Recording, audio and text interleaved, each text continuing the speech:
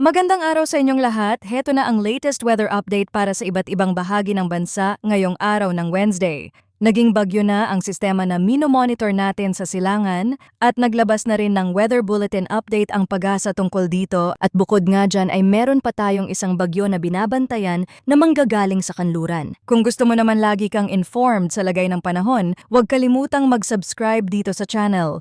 Sa kasalukuyan, ang low pressure area sa labas ng Philippine Area of Responsibility ay isa ng ganap na tropical depression. Ang sentro nito ay nakita sa layong 1,100 kilometers sa silangan ng northeastern Mindanao. Taglay nito ang maximum sustained winds na 45 kilometers per hour malapit sa gitna, may bugso na umaabot sa 55 kilometers per hour at may central pressure na 1,004 hectopascals. Sa ngayon ay halos stationary pa ito at ang malalakas na hangin nito ay umaabot hanggang 380 kilometers mula sa sentro. At habang nagpapatuloy ang consolidation nito, mas kailangan nating itong bantayan sa mga susunod na araw. Sa kasalukuyan, southwesterly wind flow ang nakaaapekto sa Palawan at sa kanlurang bahagi ng Mindanao, habang ang trough ng tropical depression naman ang nakaaapekto sa nalalabing bahagi ng Mindanao. Ibig sabihin, hindi lang iisang dahilan ang nagpapaulan sa timog ng bansa. May mga lugar na mas tinatamaan ng basang hangin mula sa timog kanluran at may mga lugar din na mas direktang naaabot ng trough ng tropical depression.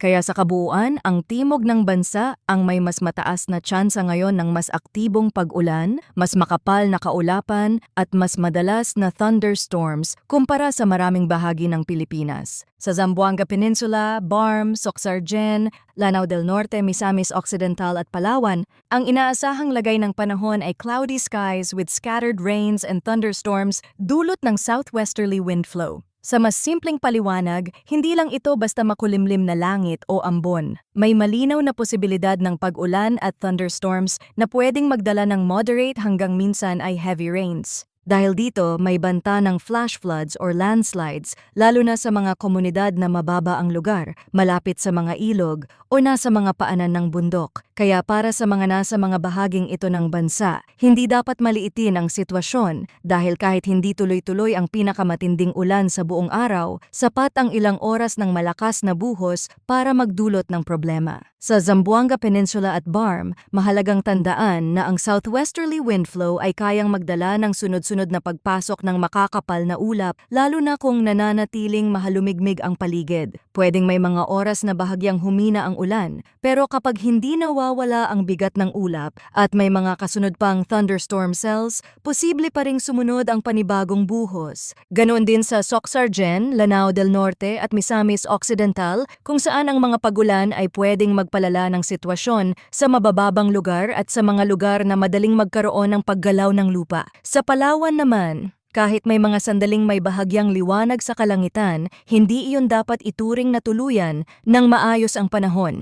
Kapag nananatiling basa ang hangin at makapal ang ulap, may puwang pa rin para sa panibagong thunderstorm at mas malalakas na buhos. Samantala, sa nalalabing bahagi ng Mindanao, ang inaasahang lagay ng panahon ay cloudy skies with scattered rains and thunderstorms dahil sa trough ng tropical depression. Ibig sabihin, kahit hindi direktang sakop ng southwesterly wind flow ang lahat ng bahagi ng Mindanao, sapat ang impluensya ng trough para magdala ng malawak na kaulapan at pag-ulan sa maraming lugar. Dahil moderate hanggang minsan ay heavy rains din ang pwedeng maranasan dito, may banta rin ng flash floods at landslides. Para naman sa Metro Manila at sa nalalabing bahagi ng bansa, ang inaasahang lagay ng panahon ay partly cloudy to cloudy skies with isolated rain showers or thunderstorms dahil sa localized thunderstorms. Sa madaling salita, maraming lugar ang pwedeng magsimula ang araw na maaliwalas, may init at tila panatag ang lagay ng panahon. Pero habang tumatagal ang oras at mas umiinit ang paligid, tumataas din ang posibilidad ng pagbuo ng makakapal na ulap na pwedeng magdala ng biglaang pag-ulan sa ilang lugar. Pagdating naman sa hangin at kondisyon ng karagatan, sa Northern Luzon, Central Luzon at sa silangang bahagi ng Southern Luzon ay inaasahan ang mahina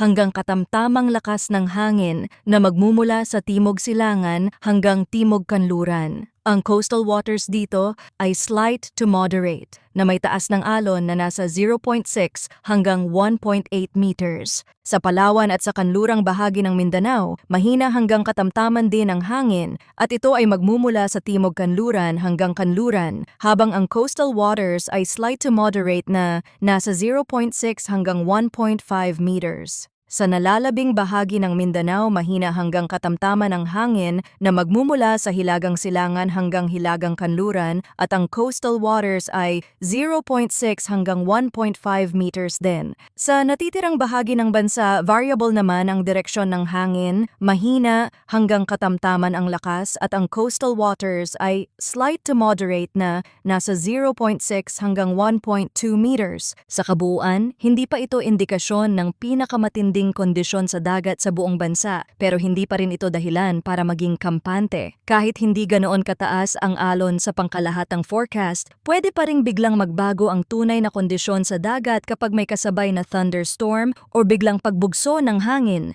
Kaya para sa mga mangingisda, sa mga gumagamit ng motorbangka at sa mga may planong bumiyahe sa karagatan, mahalagang maging mapagmatsyag at obserbahan hindi lang ang general forecast, kundi pati ang aktual na lagay ng langit, hangin at alon bago bumiyahe. Sa usaping dagat, madalas ang pinakamahalagang desisyon ay iyong pagiging maingat bago pa lumala ang sitwasyon. Ngayon, pag-usapan naman natin ang general outlook para sa tropical depression na ito. Ayon sa forecast, habang patuloy itong nagko-consolidate, kikilos ito ng paiba-iba sa loob ng susunod na 24 na oras. Pagkatapos nito, inaasahan itong kikilos ng pangkalahatang northwestward sa buong forecast period. Posible itong pumasok sa Philippine Area of Responsibility sa Thursday, ng hapon o gabi, at kapag nangyari iyon ay bibigyan ito ng local name na Dumeng. Mahalaga ang bahaging ito dahil ipinapakita nitong kahit nasa labas pa ito ng PAR sa ngayon, malinaw na may posibilidad na pumasok ito sa ating monitoring area sa mga susunod na araw. Ayon pa sa forecast, papasok ito sa PAR bilang isang tropical storm at maaari pa itong umabot sa typhoon category pagsapit ng Sabado, May 30, habang nasa ibabaw ng Philippine Sea. Mahalaga ang puntong ito dahil ipinapakita nitong hindi lamang simpleng mahinang sistema ang binabantayan, kundi isang disturbance na may potensyal pang lumakas ng husto habang papalapit sa mas malapit na bahagi ng ating paligid. Kahit ganoon, malinaw din sa forecast na less likely itong maglandfall sa bansa, ngunit posible itong gumawa ng close approach sa extreme northern Luzon. At kung mangyayari iyon, ang pinakamataas na tropical cyclone wind signal na maaaring itaas sa pagdaan nito ay wind signal number 1. Bukod dyan, kung lalapit nga ito sa extreme northern Luzon, posibleng magtaas ng gale warning pagsapit ng weekend. Isa pang napakahalagang detalye, ang tropical cyclone na ito ang inaasahang magpapalakas sa southwest monsoon pagsapit ng Sabado, May 30. Bukod dito may isa pang bagyo na manggagaling sa kanluran na may mataas na posibilidad na tumawid sa may northern or central Luzon batay sa mga bagong datos. Mahalaga rin itong bantayan dahil kung mangyari ang senaryong ito, posibleng hindi lang isang sistema ang titingnan sa mas malawak na outlook. Maaari itong magdagdag sa pagiging komplikado ng forecast, lalo na kung magsasabay ang malakas na epekto ng southwest monsoon at ng posibleng pagdaan ng isa pang sistema sa mas hilagang bahagi ng bansa. Pero gaya ng mahalagang paalala, malayo pa naman ito at marami pang pwedeng magbago sa kilos at galaw ng nasabing bagyo.